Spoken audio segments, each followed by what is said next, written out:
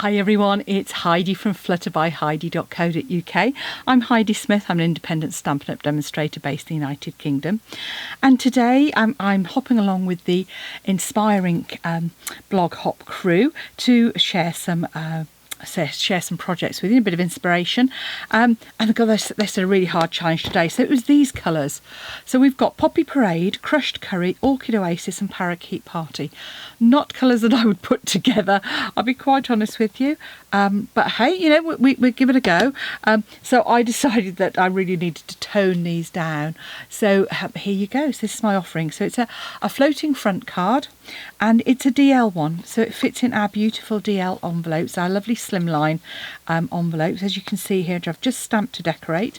See, there's some pretty pattern already on the inside for you. And they come in 3 colours. So you've got soft succulent, smoky slate and basic white. And so here's my card. And I've embossed the edge, and I did actually look at putting a layer behind that, but I decided no, I really didn't want to detract from simplicity of this. Lots of white space. So here I've got my Orchid Oasis. I chose this stamp set, which is the lovely Forever Fern, because it's distinctive. So when you actually stamp, you get variations in the colour and quite a softness as well. This is Crushed Curry in the background here, which I thought kind of for leaves, you get those. We've got some Parakeet Party for these leaves, really sort of bright, almost eucalyptus is probably more soft succulent, but you know, lovely and bright. And then just a bit of the Poppy Parade for You Can Do This on there as well. And the You Can Do This again comes from Forever Fern. So that's what we're going to make. It's a really easy, fun fold to make, and the fact that it folds flat, lots of options here, and they're saying just pops forward so that you get that floating front effect like so. So let's get creating. So let's do our stamping first. That's got kind of time to dry. These are red rubber stamps, and they come with coordinating dies, thank goodness. So let's grab some, my cardstock would be a good idea. So I have got some scraps here. So let's start off with these leaves. So I've just stamped one of each of them apart from the sort of berry design, which I stamped 2 of. So I'm just going to pop that there. I'll use that again in a moment. I might actually use perhaps the berries, thinking about it, on the envelope for this one, so I won't use that. Here's my Orchid Oasis. So you'll need to cut 2 of those. I have already stamped and cut out one already, just to reduce the sort of time and to reduce the editing for me, to be honest with you. There we go. So a Parakeet Party and Orchid Oasis are 2 of our new in colours for 2022 to 2024. So beautiful, vibrant colours on those. Here's my Crushed Curry. And if I can just angle that, I should be able to put them all through in one go. So by leaving enough space around those, it just means I can pop them all through together once I've popped the dies on those. And then for the front, I've used the Stitched Rectangles dies. So these ones, no, that's my multi-purpose adhesive sheets, not my Stitched Rectangles at all. Here we go. Stitched Rectangles are here. So that's the size I've gone for, which actually when you look at the Stitched Rectangles, you've got 2 lots. So you've got these sort of card front sized ones, and then you've got these long ones for sort of banners and things, which are really useful. So I've just used the very largest of those. Again, they're being stitched. They do, these ones cut both the inside and the outside as well, so you can make a nice aperture on there. So there's my Stitched Rectangle.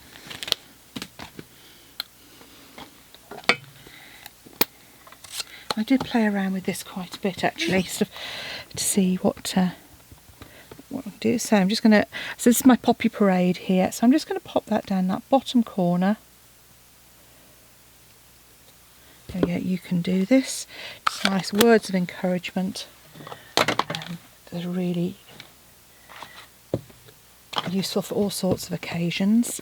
I'm just going to stamp my envelope while I've got my ink pads out. So I'm just going to pop those berries on the back there. I do tend to open the flap out before I stamp on it as well, because otherwise where you've got the overlap you'll get the image doesn't quite stamp properly. So blocks and stamps to one side, and then all I'm going to do is just pop the dies on top here. So with the dies, just pop them in place. We haven't got the magnetic, they've actually decided to recall and remanufacture the magnetic plate for the cut and emboss. One of the things with Stampin' Up is if something's not right, they really, they will withdraw it. And it's only happened a couple of times, but they weren't happy. Basically, it was kind of after multiple uses. Sometimes it was coming apart, so that they've withdrawn it from use. So take those away and pop those into your die cutting machine. So I'll just do that, and here we go. So I've got all of those. So now I can go ahead and start creating the next lot of layers for our card. The next thing we want to do is create our base, and for that I've used a piece of thick basic white, and this is 9 by 21 centimetres. And first of all, you're going to score on the right hand side at 3.5 centimetres. Flip it round, and then at 10.5, at 17.5 as well. And that's our card base, as simple as that. And because it's white, you can just write straight on the back. Then you want a strip of card that's also 21 centimetres. I've just used ordinary white here to keep the weight down. And this is 3 by 21 centimetres. And again, the first score is at 3.5. Then you're going to score at 7, at 14, and at 17.5.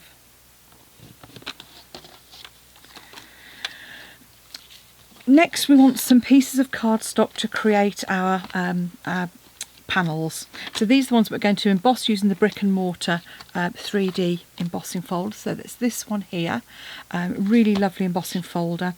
And these pieces are both 8.5 centimetres high. You want a piece that's 8.5 by 6 centimetres, and you want to put that in to your embossing folder so that the that orientation basically. The other piece is 13 by 8.5, and again that's going to go in that same orientation because we want the brickwork to run along. Don't forget to use your little line at the bottom there just to help get that nice and straight, and pop that through, and just be careful with your sandwich on that because it's a 3D folder, and you want to make sure that you don't overstrain your embossing folder. So there we have a lovely panel, and again there I suppose I probably could have just about fitted those in, or no, probably not quite. And remember to always put it through with the hinge first as well. Again, if you don't put it through hinge first, you will damage your embossing folder as well. And once you've put those through, you want to cut those in half. So this one's going to be cut in half at 6.5 centimetres, and this one just at 3 centimetres. Like so. So we can pop our trimmer out of the way, and then get on with creating. So the first thing I'm going to do is I'm just going to reinforce those score lines on both of our pieces of card. Always fold in the direction of your, away from your score line. So if you've scored it like that, you want to fold away because that's where you stretch the fibres. Then you can go back and it's going in the opposite direction. So this is you'll see here, So this is our mountain, our valley and our mountain. So mountain, valley, mountain, fold. And on this one they're all going to fold into mountain. And what I'm going to do is take some adhesive, and on the one end I'm just going to add that. Now, if you were doing this in a different colour, you would want to make sure that the cardstock was the same as the base cardstock, just to help it blend in. And I'm kind of lining that up about 3/4 of an inch, about 1 centimetre up from the bottom. Perhaps actually slightly more. Okay. And then before I put my other panel on, this is just to make life a little bit easier, I'm just going to add one of my embossed panels. You can't do it with both of them, but it does help with one of them. So just pop that in the centre there. To the other side, and while that's flat, just pop that in. And then we can pop our other panel.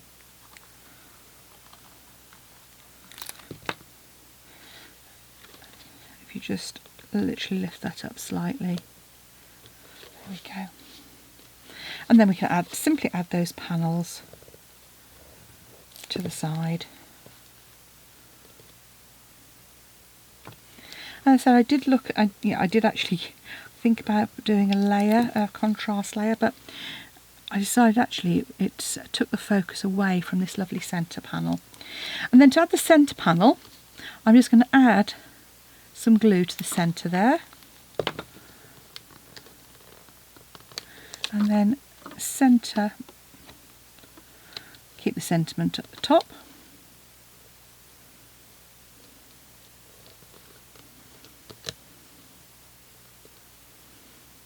Like so. And then we can do some layering. Now, those of you who've watched me before, I generally, with foliage, try and add some dimension to it, even if I'm sort of gluing it sort of more flat onto something. But particularly with this, if you think about it, although the foliage is going to come up, it's only this bottom section that's actually going to be adhered to flat. So you do still want a bit of movement there. So I'm just going to pop that so it doesn't come above the edge at the top. And the same with this one. I'm just going to line that up so that it kind of comes to the bottom.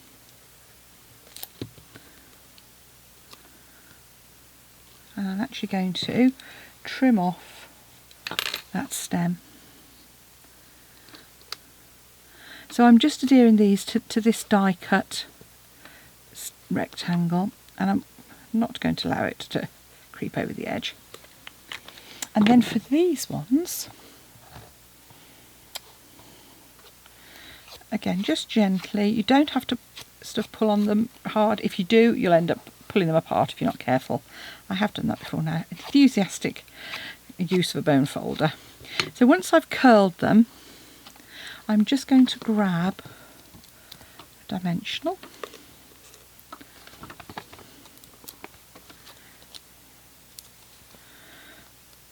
Add those on, and again, with the one, I'm going to just trim that stem off. That's the one that's going onto the front. So just creating a little spray on the front here, but without those distracting stems. Okay. So there we have our lovely floating panel card. As you can see, that just pops straight up, stands upright, so it would look like that for you in our colour challenge. A challenge, definitely, but I'm glad we had a go, and I think it works by using these stamps that help mute those colours down slightly. And the Forever Fern is a fabulous set to get with its coordinating dies, and I think it actually is one of those that looks good in any colour. So thanks for watching. Do come back and see me again soon, and please do pop along to the blog hop and have a look at the other creations using this colour combination. Who knows, you might see one that really inspires you. If you'd like to purchase Forever Fern, the links are in my description bar below my video or on my shop at heidismith.stampinup.net. Bye now.